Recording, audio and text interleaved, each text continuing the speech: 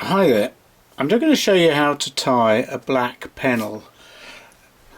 Whether you call it a wet fly or a nymph, I'm not sure, but it's a very popular little black fly. It represents a lot of food stuff in the water, it was one of the first flies that I tied, so it seemed sensible to have it as one of the first flies to me to demonstrate tying. I've mounted the grip 12413 BL hook for the nymph. For the nymph fly, and okay, and what I'm going to do, I'm using black tying thread. It's Semperfly pre-waxed thread 6/0 I'm using for this fly. We're going to build up the body, so I've gone for the 6/0, a little bit thicker, and I'm using a golden pheasant tippet, one of the neck feather from the golden pheasant, to tie in to tie some fibres from it in as the tail for this fly. It's one of the sort of classic tailing feathers, and the rib's going to be just with straightforward 0.2 copper wire, soft copper wire, silver coated, and I'm going to put a hackle on. And when you're hackling a fly, this is basically a wet fly, so you don't want too fine a hackle. You don't want to be using one of your genetic capes such as this with the fine hackles on. And this is a cock cape. I don't know if you can see that. It's had a lot of use, that cock cape, but that's a Chinese cock cape. But what I've got here is, it doesn't look very scruffy. It's actually a dyed Indian hen cape. The other thing is that you can use for tying, you can use game bird hackles. These are getting increasingly popular. Chevron provide a whole range of game bird hackles, and this is a typical game bird hackle. That's off a cock pheasant, and that will make quite a nice long soft mobile hackle if you wanted to use that. So we'll get the body tied up first. Okay, so I'm going to tie my thread on. So I'm using pre-waxed Semperfly pre-waxed thread, so catch the thread on and run back,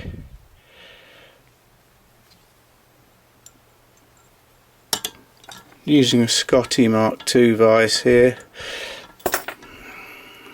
Give it a nice firm base, and the reason I said that is because it's blooming wobbling a little bit, but it's sitting, you know, it's not too bad at all, because I think normally we'd have a hand on it, but I'm tying hand freeze.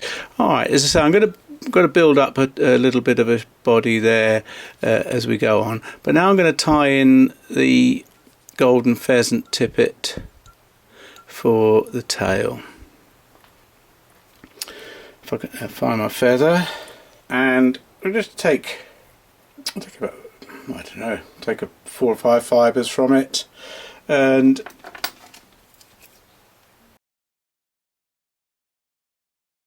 oh, dropped it. Off camera, dropped it. Right, so I've selected some of the fibres, and we want, now that's the length of the body. About 2/3 of the length of the body I think would be fine, so that's about there. Now when you catch them in what I call a winging turn, and then take it back up the body. Now we've got a bit of extra sticking out the front there, that's not a bad tail. Alright, now because I'm building up the body, I might as well just turn that over, double it back, and catch it in, so that it builds up a bit of our body for us as well, a bit of the fibre there, rather than snipping it off. Just means we use less thread, because we want to have a little bit of a body there. That's it. Okay, so that's the tail attached in. Alright, and carrying on down, that's it.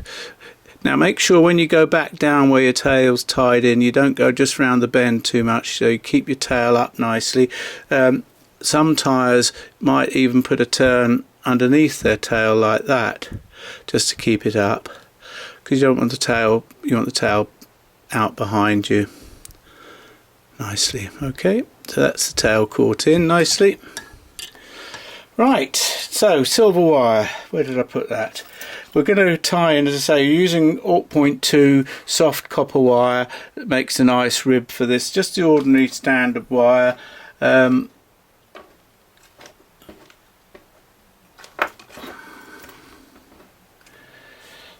here we go.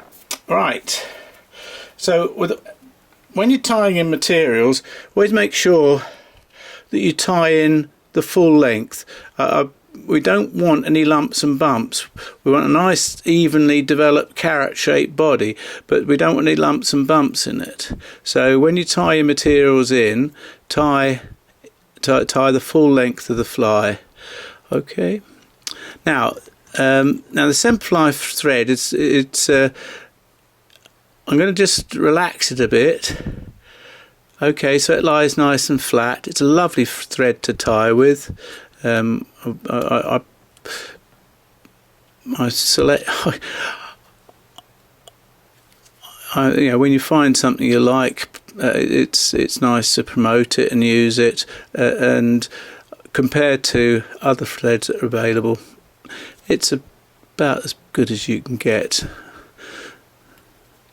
And it's Semperfli, based in the UK, so we like to support UK manufacturers as well. There you go. Alright, and that's just built up a little bit of a carrot shaped body.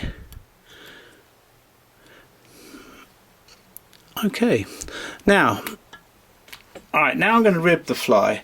Now I've been taking the thread up away from me, underneath and away from me.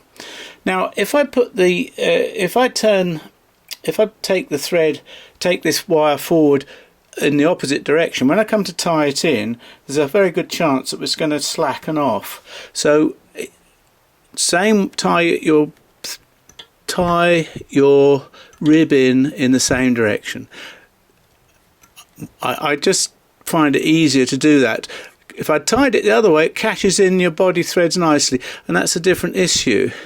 Perhaps if I'd got something else in there, but to get it nice in, can you see now? So I'm holding my wire, keeping the tension, and I'm tying it in, and by tying it in the same way, I keep that tension on it, so your rib stays good and firm. Nothing worse than having a slack rib. Okay, and just helicopter it off. Make sure there's no sharp end there. Alright, okay, I've come up a little bit further on the eye than I would have liked to, but that's a lovely little, the body and the tail tied in there. Now I'm going to pick myself, see if I can find a nice hackle off this little Indian hen cape. You use a hen hackle for mobility. If you want a stiff hackle, you want a cock cape. Okay, so I'm going to now put the hackle on. It's quite important to select your hackle. I want a soft hackle, so I'm looking at the hen cape here. Okay, so that's typical hen hackle. And you can see the softness of it. Right, I'm just going to prep that for tying in. By that, what I mean is I remove the flue. Okay, so I've removed the flue, and can you see I've left a couple of fibres here at the bottom. And what I'm going to do, I'm not going to remove those completely. I've left it there, so there's some short stumps of the fibres there. So now when I get it ready to tie in, I'm going to tie in over those little sticky out bits, the stumps of the fibres I left there, and that should give a good hold on the bottom there, to make sure that the hackle doesn't come adrift while I'm tying it in, or while I'm fishing it for that matter. Okay, now I'm going to just find a Hackle plier. I don't normally use Hackle pliers, but it struck me that for demonstration purposes you see a bit less hand and you can see the hackle being tied on. Right, I've caught make sure you catch the tip of the hackle with your Hackle plier as well. Okay, I'm just stroking it back as you go, making a couple of turns just to make sure. I'm going to pull my thread, I'm going to put my thread through there so that that's it. So I've got it caught nicely. Should it come undone like that, I'll just finish it off by hand. As I say, I normally use fingers, but I think you've seen the idea of getting a hackle on there. Okay, alright, now I've got my hackle wound round, just taking my thread through it a couple of times just to make sure it's in good position, and then a little bit of fly tire spit, essential for hackling, and then I'm going to turn a neat little head here. Okay, now just take out the stalk of the hackle.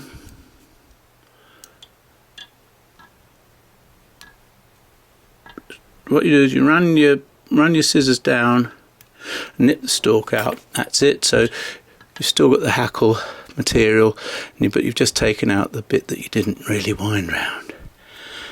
Okay, and that's the BlackPennel. All that remains to be done is to whip finish the fly and varnish the head. I think it's important that you do complete flies with a whip finish and varnish. Whip finish now, using whip finish tool.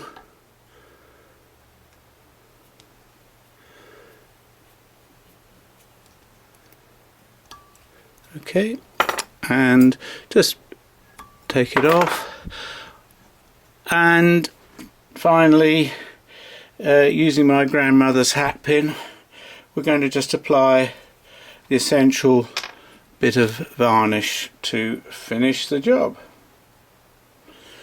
Now, I always use a needle to drop the varnish on. Better to have a little bit, have a couple of goes at doing it. Have a couple of goes at it. Just put your tip of your needle through. Okay, and that's the BlackPennel. It's one of those flies that always has its day. I think it's a scruffy little fly, nice little fly, and as I say, every fly has its day. I often have a BlackPennel on my setup at Grapham, and I've been told that it doesn't work, but it's caught me plenty of fish. Okay, well, thank you very much.